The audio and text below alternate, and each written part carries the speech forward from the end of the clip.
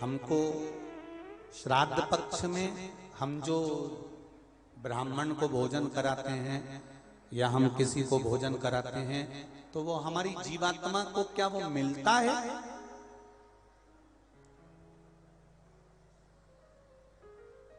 क्या विचार है भाई? अशोकनगर वालों बोलो जरा जल्दी से। प्रश्न भेजा है किसी ने? हम अगर किसी ब्राह्मण को भोजन करा रहे हैं, हम किसी को भोजन दे रहे हैं तो वो हमारी जीवात्मा को मिलता है। 3 प्रश्न हैं और तीनों प्रश्न का उत्तर जरा देखिएगा, बड़ा ध्यान रखना। और जिसने प्रश्न करा है उत्तर प्रदेश से वो ध्यान से सुनना भाई। हमने ब्राह्मण को भोजन कराया, हमने संत को भोजन कराया, हमने गुरुजी को भोजन कराया, तो वो मिलेगा। पहले तो ये अंदाजा करिए कि आप भोजन दादा ससुर के नाम से करा रहे हो तो दादा ससुर का नाम लेना पड़ेगा। बोलो सही है कि गलत है? गोत्र बोलना पड़ेगा। उसका कारण क्या होता है कि हमने पत्र लिखा और ये पत्र लिखकर हमने इसको मोड़कर हमने वो डाकघर के डब्बे में डाल दिया। हमने नाम लिखा, पता लिखा, पिन नंबर लिखा, एड्रेस पूरा लिखा, मोबाइल नंबर पूरा लिखा और हमने डब्बे में डाल दिया। अब पूरे अशोक नगर में चौराहे चौराहे पर ढेर सारे डाकघर के डब्बे लगे। इन सब डब्बों में से चिट्ठी इकट्ठी होती है, एक जगह पर आती है, बड़े डाकघर में पहुंचती है, बड़े डाकघर में से छटकर फिर एड्रेस पढ़ा जाता है। एड्रेस में तुम्हारा नाम पढ़ेगा बाद में, पहले ये पढ़ेंगे कि पिन नंबर क्या है, फिर पढ़ेंगे कि शहर का नाम क्या है। उसमें लिखा होगा गुना और गुना का पिन नंबर डाला होगा तो चिट्ठी को छाट छाट कर अलग रखते जाएंगे। अब गुना में ये चिट्ठी बड़े डाकघर में जाएगी, बड़े डाकघर में चिट्ठी पहुंची गुना के। अब वहां पर बैठकर छाटा गया कि बजरंग कॉलोनी के पास कौन रहता है, तो एलआईजी के पास कौन रहता है, तो चारभुजा नाथ जी के पास कौन रहता है, तो राजेश्वर मंदिर के पास कौन सा रहता है, कौन से वार्ड में रहता है, उसको छाट कर अलग रखा जाएगा। फिर वहां के डाकघर वाले व्यक्ति को, उस डाकिया को वो दिया जाएगा और उससे कहा जाएगा कि ये चिट्ठी पहुंचा दो। अब जरा प्रोसेस देखिए, डाली थी अशोकनगर में, इतने सारे डब्बों में इकट्ठी होकर एक डब्बे की चिट्ठी एक जगह पर इकट्ठी हुई बड़े डाकघर में।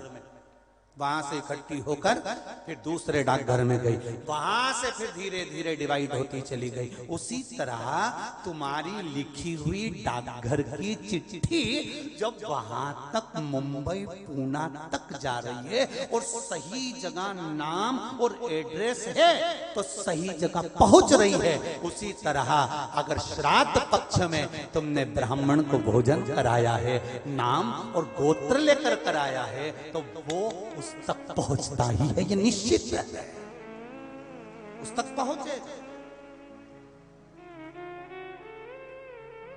फिर दूसरा प्रश्न किया उसने, गुरुजी से पूछ के बताना कि गुरुजी तो कथा में कहते हैं कि मनुष्य की योनि छूटने के बाद फिर कौन सी योनि मिलती है किसको मालूम। ये गुरुजी ने कथा में कहा, तो हम भी नहीं कह रहे झूठ की हमने कथा में नहीं किया, हमने कहा। तो उसने प्रश्न करा, अगर वो दूसरी योनि में होगा तो तुमने जो भोजन दिया हो सकता है वो सांप बन गया, चींटी बन गया, झिंगूर बन गया, शेर बन गया, तो वो खीर पूड़ी खाएगा क्या? और पंडित जी को तो खीर पूड़ी खिलाने का बोलते हैं। फिर जब वो दूसरी योनि में पहुंच गया तो उसको खीर पूड़ी कैसे मिली? पंडित जी से, गुरु जी से पूछ के बताओ। तो हमारा निवेदन है, जब हम यहाँ से रुपया अमेरिका भेजते हैं तो वहाँ हमारा इंडियन पैसा नहीं होता, वहाँ डॉलर में चेंज हो जाता है। उसी तरह खीर पूड़ी भी डॉलर में चेंज हो जाती है, जैसा वो खाएगा वैसा उसे मिल जाएगा। जब भारत की करेंसी, भारत का पैसा यहां से डाला आपने अमेरिका तो अमेरिका में बदल गया, आपने ऑस्ट्रेलिया डाला वहां में बदल गया, आपने कहीं डाला नेपाल ले गए तो नेपाल की करेंसी में बदल गया। जब यहाँ का रुपया वहां पहुंचकर वहां के रुपये में चेंज हो जाता है, तो हमने जो खीर पूरी ब्राह्मण को दी है और तुम्हारे यहाँ का वो जीव सांप बना कि झिंगुर बना कि शेर बना कि गीदड़ बना, उसको उस रूप में जो वो खाता होगा उस रूप में मिल जाता। डॉलर चेंज, यहाँ की खीर पूरी चेंज वहां जाते से।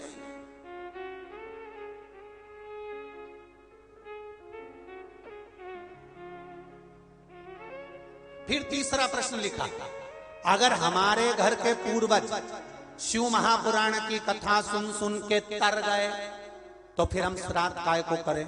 उनको तो मिलेगा ही नहीं, वो तो वैकुंठ पहुंच गए, फिर उनको श्राद्ध में भोजन कराने से मतलब क्या? तो हमारा इतना सा कहना है, यूपी वालों जो तुमने प्रश्न करा बहुत जोरदार करा रे, तो एक उत्तर और अच्छे से सुन लो कि मान लो तुमने अगर श्राद्ध में भोजन कराया और तुम कह रहे हो उनका तो मोक्ष हो गया शिव पुराण सुनकर, फिर श्राद्ध करने से कौन सा फायदा? तो तुम भोजन कराओ, ये भोजन का फल वहां जाएगा। जैसे तुमने कोई सामान या रुपया मुंबई भेजा तुम्हारे रिश्तेदार किया, और मुंबई में रिश्तेदार का मालूम पड़ा कि उनने घर छोड़ दिया या वो कहीं चले गए या वो कहीं समाप्त हो गए, तो वो रुपया वो सामान तुम्हारा वापिस तुम्हारे पास आ जाएगा। तो तुमने जो पुण्य करा है अगर उसने नहीं लिया तो वो पुण्य तुम्हारे खाते में वापिस आ जाएगा। इसलिए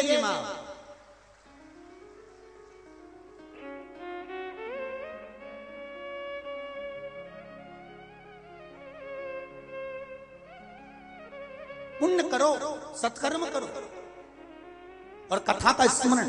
बड़े बड़े किस्मत वाले हैं अशोक नगर वालों, बहुत बहुत किस्मत वाले हो, घर जाके नजर उतरवा लेना राय उन से।